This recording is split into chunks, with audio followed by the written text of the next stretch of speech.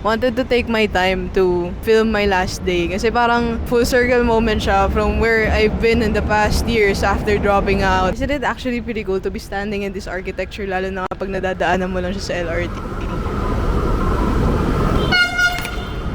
Ito yung Escanita na nilalakaran ko papunta sa Razon. So, andun yung Razon, mga 600 meters lang siguro. And there was one time, muntik na ako malate. Tinakbo ko tong whole street na to. Ang dami kong dala, palagi, every single class day. Kasi, and yung first class ko palagi is PE. Yung PE ko is swimming. Okay, nasa Pericos na kami ngayon. Kasi minute ko si Kayla. Hello. 10 a.m. pa yung class namin, mga 9:20 pa lang kasi magpapakonsult kami.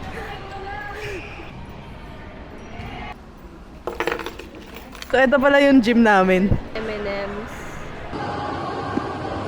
Tapos lang. See? My white hair. Isa pong chicken honey mustard. Isa to sa mga favorite spot ko dito kasi sobrang mura niya, sobrang solid ng serving. Usually, pag nakabili na ako ng lunch, if hindi ako sa canteen bibili at kakain, I take it out somewhere and eat kung saan pwede kumain. And one of my favorite place that grew on me the whole year is dito sa may amphitheater. And it's nice, yung daming trees. May pa-background music pa kasi dito. Parang sobrang solemn. It's also a good place na magmuni-muni. Tapos nung may mga 7:30 a.m. classes, tapos maaga ako, dito ako tumatambay kasi ang peaceful. By the way, ito pala yung food. Para makita nyo kung ano yung mukha ng food ni Kuya Mels. Hindi ka pa nakakain doon. So may egg, tapos good serving of chicken, tapos goods yung sauce nila, tapos fry. Usually, I don't eat this often kasi I try to eat a bit healthier, so less fried food. Pero binili ko siya today. Ito yung embodiment of being a college student. So, gubaon ng fruits palagi. So, while eating, paano nga ba ako napadpad sa Lasal? This place really grew on me unexpectedly. Lasal actually wasn't my first choice.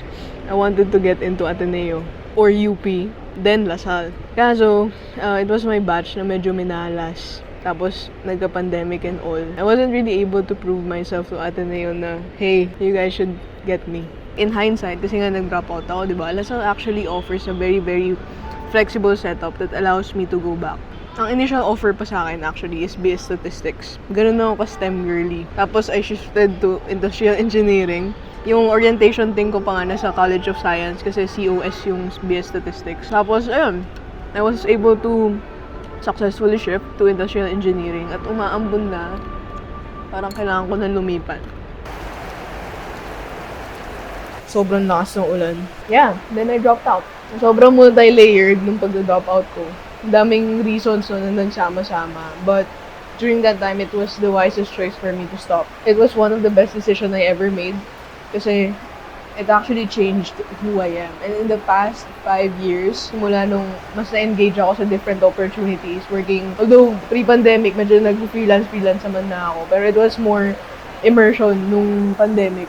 And if I didn't drop out, it would lead me to less growth than I actually had nung nag-decide ako mag-drop out. Kaya muna tayo. Sarap.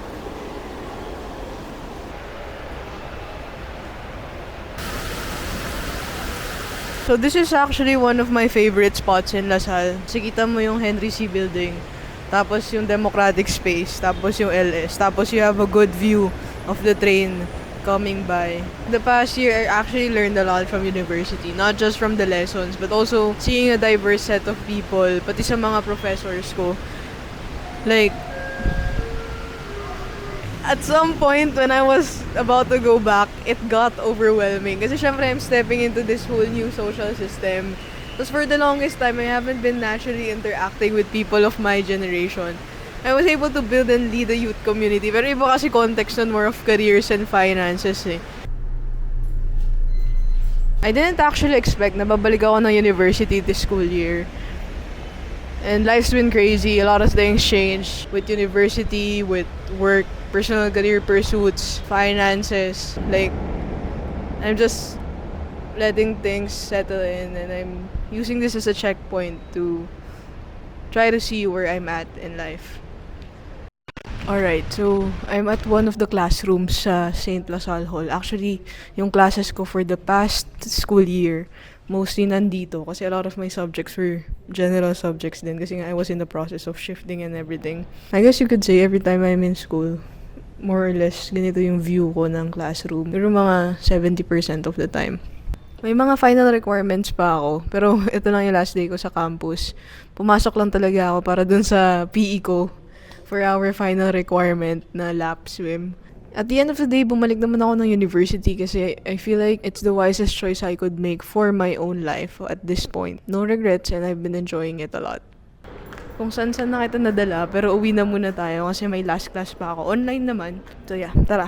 I guess the challenge there was, of course, for the longest time I've been engaged in the professional world, and how do I bridge that to the university environment, and how will I perceive and pursue experiences? Ultimately, I think the question is, matatapos ko ba yung degree ko or hindi? We shall see and we shall find out.